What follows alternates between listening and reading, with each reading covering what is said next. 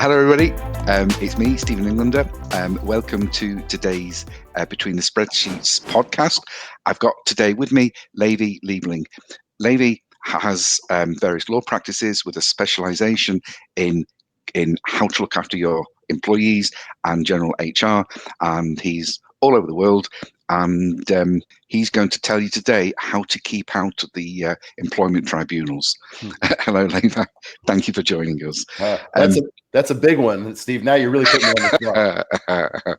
Actually, we want you in tribunal so we can represent you. Yeah. I'm only playing with you. Well, I was saying to Levi before, because we were talking about my experience with staff, and I was saying that many years ago, before I saw the light and became a respectable person and went into accountancy. I'm sorry, something stuck in my throat then.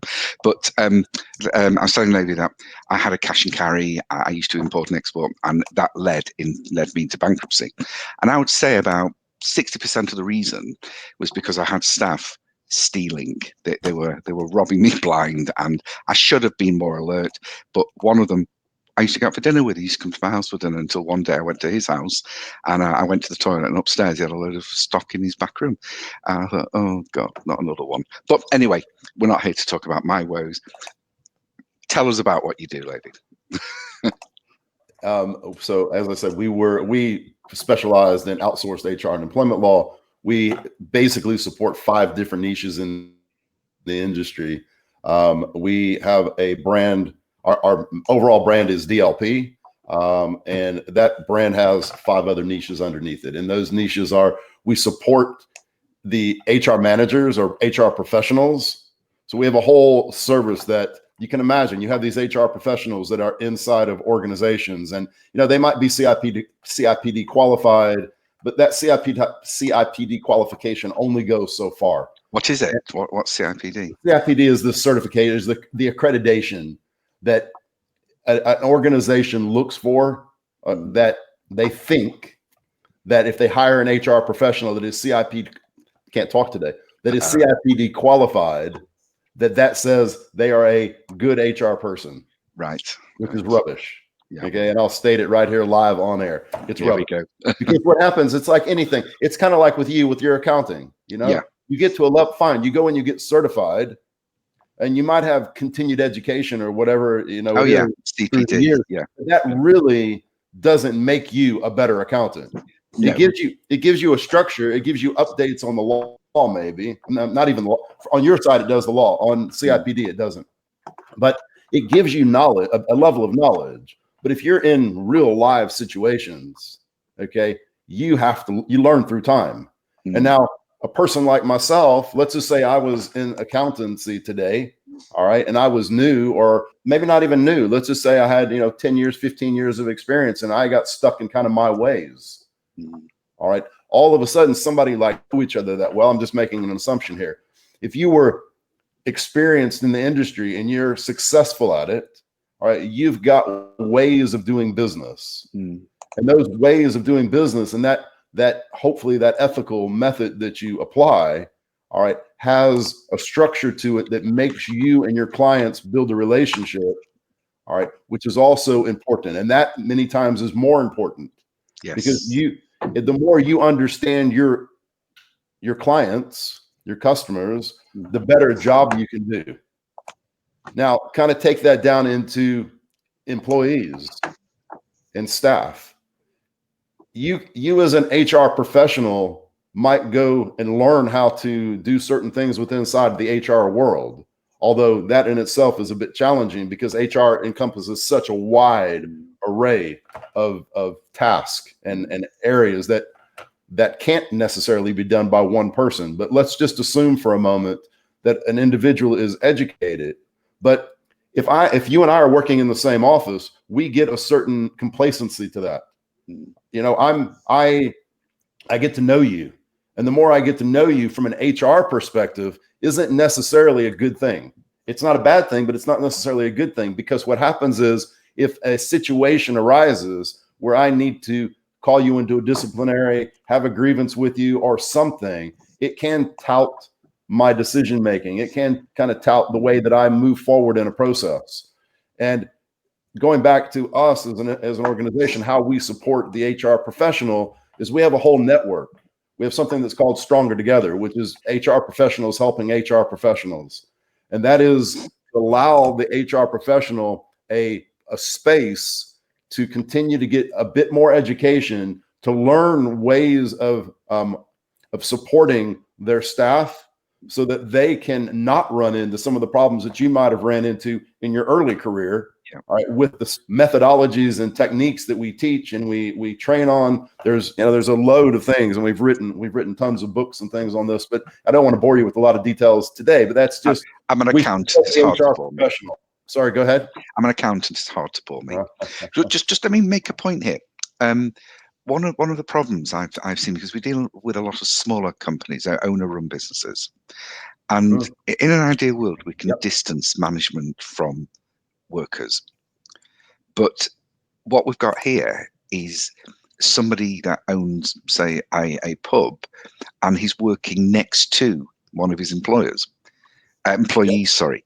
It's very difficult to lay down the law. Yes. When that same guy that you're employing is somebody that you also go out for a drink with or go out for dinner with. How are these? I mean, the law doesn't seem to differentiate between big firms and the levels of distance between management and staff, and small firms that have to keep this bond going, but at the same time it works against them if there are disciplinary issues or there are things going wrong, and they also don't have the money for a whole support staff. It's an incredible point that you bring out. So I'll address that. So okay. Our next piece that we support is the smaller business owner. Okay, so you can imagine it kind of like this, and I'll come in and address what you're asking. Imagine that you've got, as you would know, you've got organizations that are too small, 70 employees and under, to have an HR manager or an HR professional inside. So even the 5, 10, 15 employee smaller business. Well, there's 2 employees, 1, 2, 3 employees. So 1, 2, 3, they get too close to their staff, because what's happening is, just like you're saying, it's a pub owner. He's got 4 or 5 staff. First of all, you're drinking a little bit, and even if you're not drinking, but you're in the health and you're in the hospitality industry. Yeah. For the hospitality industry as a whole. All right, here you are in there at night because you want to watch out what's going on, so you get to know your staff maybe a little bit better than you should. You want to know them, although it's hard to, as you're saying, to build that line as, you know what, Mr. Staff, you can't do certain things. And me, Mr. Owner, I need to hold you accountable to the things that I need you to do. And then once Mr. Staff crosses that line, Mr. Owner has a hard time to discipline. Yeah. So what we do is there's just 2 things. So we support the small business owner as well in situations like this. So they wouldn't get involved in any of the actual HR issues. So as soon as there's an HR issue, they would simply pick up the phone. We act as their HR department and we take care of everything. But more importantly, and this kind of ties into what you're saying, one of the other niches that we have, we realized years ago just these situations, and we created something called PAC, which is about people, accountability, and communication. Okay, and this kind of goes back to where I was in the beginning when you were asking me about your business, the cash and carry. It's very important inside of an organization, just like it is with children, if you will. Many times when we have kids, we tell them no, although we let it slide, and we tell them no again. And even though we get upset with them, we still let it slide a little bit because they know how to push us a bit. Yeah. Yeah. All right. And it's a similar situation in the work environment. If we allow our employees to become too close to us, all of a sudden those lines start to get blurred, and the things that we say not to do when you start, all of a sudden people start to do them because they feel like it's okay because we're all right. And there's that blurred line. Yeah. So that's where PAC comes into play. It's very important. Accountability is a very hard thing, and communication in many cases is a challenging thing, because especially in England, because English people in general, and I mean no disrespect to English people, but in general, are a bit softer, and they don't really know how to say no. And when there's a challenge that comes up, they back away from the confrontation. It's so true. It is. It is. A story I've got that was many years ago. It was actually my sister, and she employed a manager in her warehouse. And I won't give any names out, but Okay. um, and what happened was that she'd had a very good Christmas. And this is going back perhaps 30 years ago, but she'd had an exceptionally good Christmas, and she gave the manager £1,000 Christmas bonus. Right. You know, very nice. She told me, and I thought, "Are you mad?" But she's, he's a good guy, and he'd worked very hard, and it was a bonus. Yeah, he was well paid anyway. Anyway, the following year, not such a good year. And You know, expectation. oh, not just expectation, but screaming and shouting. I was relying on that, and blah blah blah, and I'm threats of action, and it's like my sister's like, "What?" And she phoned me in tears, and I had to go and speak to this gentleman who was a bit threatening with me as well. So it's funny. It's funny how people see themselves, and sometimes you're a bit too much discipline, and you get a bit of sabotage going on, or But the fear of sabotage. yeah, I mean, I think that's where you have to have, we put something in place inside of organizations called a code of honor. Okay, that's a great idea. Yeah. And a code of honor starts with management.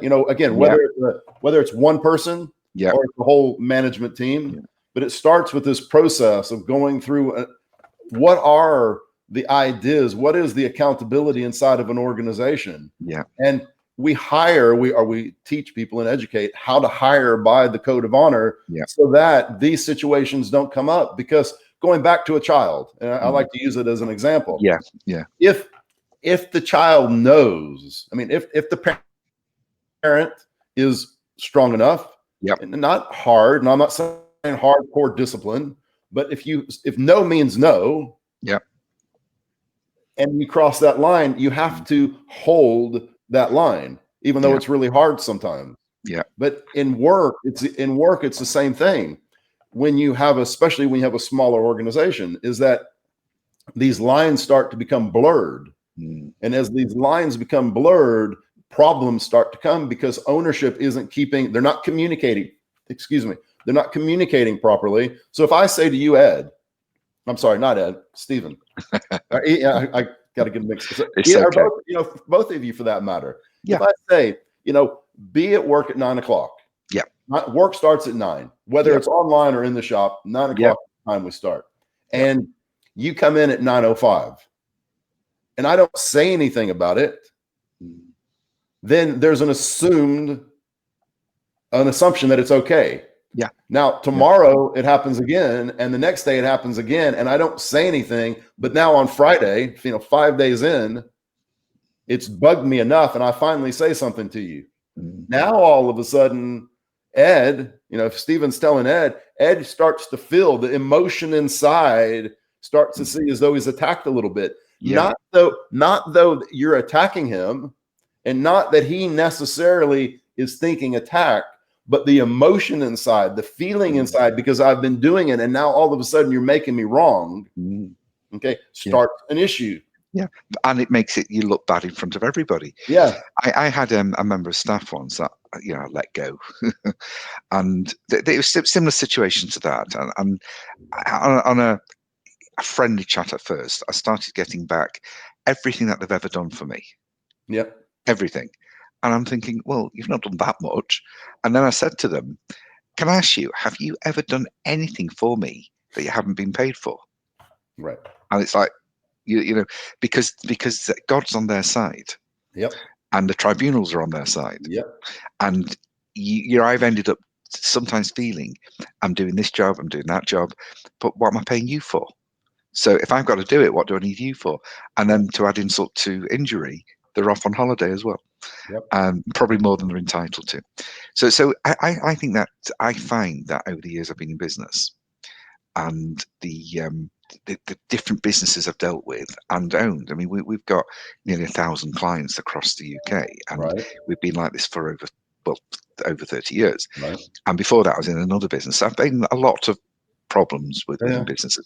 And I've seen that probably above cash flow, above anything else, that the reason why businesses don't grow or give up wanting to grow are these problems they have with employees. 100%. I agree So with that. having somebody like yourself in the background as either a point of take the heat away from them or to give you some advice is probably a very good thing. And if employees know of a small company that there is an outsourced HR department that's even got a legal feel to it, might be just what everybody needs. Yeah, it's a really interesting point, because I like to take us and put us in a different category in many ways, is that there's a lot of outsourced HR companies out there. Yeah. There's many, from the big guys like Peninsula to the don't mention them. Sorry. Yeah, believe me. We don't allow them to be mentioned. But here's the thing. And we, again, fortunately, we have a very good reputation in the industry. We are considered to be the Rolls Royce in the space that we hold. Okay. But here's the thing. The problem inside of most outsourced HR companies and most companies these days starts exactly what we're talking about. But more importantly, it also comes down to what we call the giraffe in the room, which is templated letters. You see, let's just say again, let's use Ed for a moment. Edward, you're really getting it today, Ed. I'm just using him because he's in front of me and I see his face here. Edward, all of a sudden, something happens. All right. And you decide there's some disciplinary action that needs to be taken place. The proper way to do that is to send him a disciplinary invite and lay out your allegations. All right. Now, most companies out there, they have a templated letter. Dear Ed, you've been invited to a disciplinary action you've been invited to a disciplinary hearing because allegation 1, blah, blah, blah, allegation 2, blah, blah, blah, be at the meeting on a certain date. Okay. Now, Ed gets this letter. He reads it. There's nothing personal in that letter. There's no telling him. He's probably scared. He doesn't really know. Maybe he knows what he did. Maybe he doesn't know what he did, but he's a little bit like freaked out because he's been invited to a disciplinary hearing. There's no emotion. There's no feeling. There's nothing been custom made about that letter to make him feel good. Those letters get more people in trouble in tribunal because you as an employer have a duty of care to your employee. Right. And so I suppose when I put a picture on that standard letter of a hangman, that wasn't the best thing to do. Yeah. So I couldn't put a picture of someone with a noose. Yeah, that was wrong. It was wrong. But it comes across that way. Yeah. And there's a whole process to that. Yeah. So all of these companies, again, it goes back to people accountability and communication. Yeah. If I'm communicating with Ed properly, and I'm teaching Ed along the way, I'm investing my time into Ed, or my management team's investing time into Ed, the likelihood that the problems are going to come up or go down dramatically because I'm investing time, energy, and effort into him, and I'm spelling out the ABCs along the way. And he has the freedom to talk to me as well. And the more free and the more comfortable he feels with that, less likely that there will be major issues inside the organization, or if there is, he's comfortable enough to come and have a conversation with me. Yeah. So treat everybody with the snowflake hand. Yeah, and even though it's hard, sometimes because you just want to kill them. but also, I think that again, being in business as long as you've been in, I bet if you just take a kind of a trip back through memory lane, or you think of all the problems that some of your companies that are the business owners that you work with, the problems that they have, most of them come down to, and you can't fault people, but most of them come down. We're running a business. We just want to get in and do the grindstone. And all of a sudden, 2 or 3 years down the road, we wake up and we've got all these problems because all we were focused on, especially as a small business owner, was growing the business, making it, being able to feed people, put food on people's plate. And at home, because we're not even worried about becoming a millionaire yet. We're just trying to pay the bills. Yeah.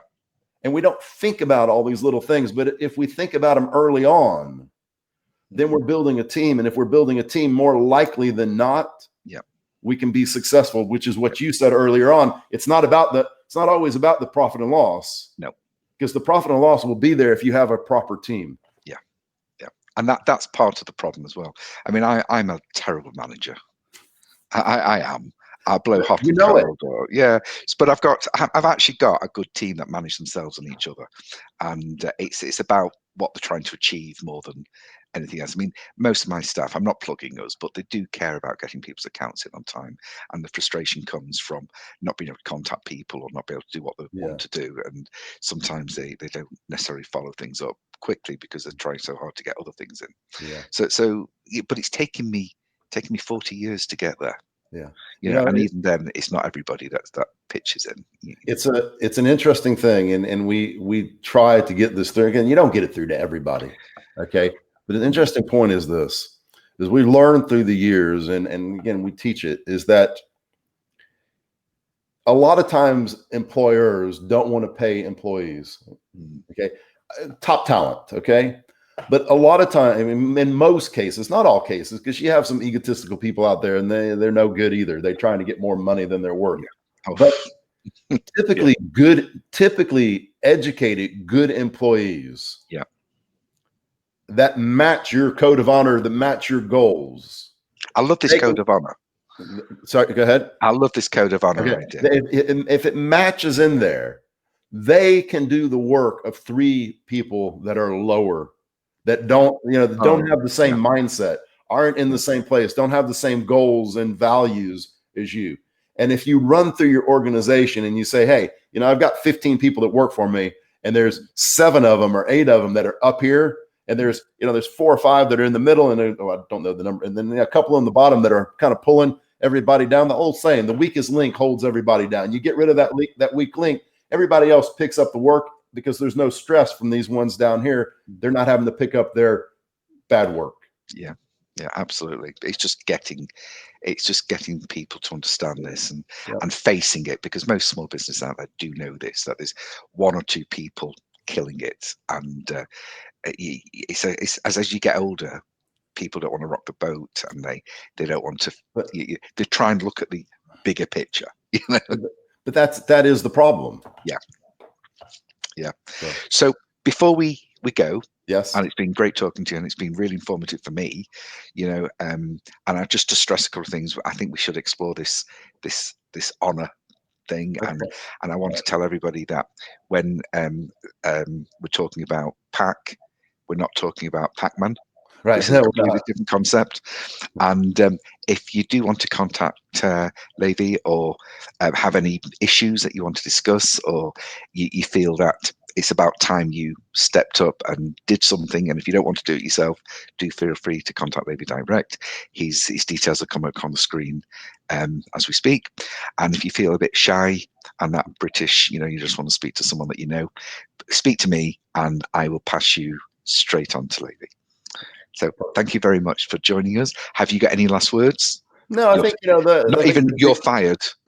You're fired. No, I think the biggest thing is communication. Communication is the key to successful business in many areas. And I think that's the main thing. And just to go on to what you said, I appreciate you saying people can give us a call. You certainly can. And don't be afraid. If you've got a problem, pick up the phone, give us a call. We'll give you advice. We're not this company that's going to say, oh, you got to pay us for every little piece of advice. We want to make sure that we can help you, and you see the level of service that we give, and we can work from there. So Stephen, I appreciate it. Ed, I appreciate you. No, it's been lovely having you. I think it's been a really informative podcast. Can you do me one more favor before you go? Yeah, I love the way you said, give us a call, give us this. It's a real American advert. Can we sign out with that? It's great. Go.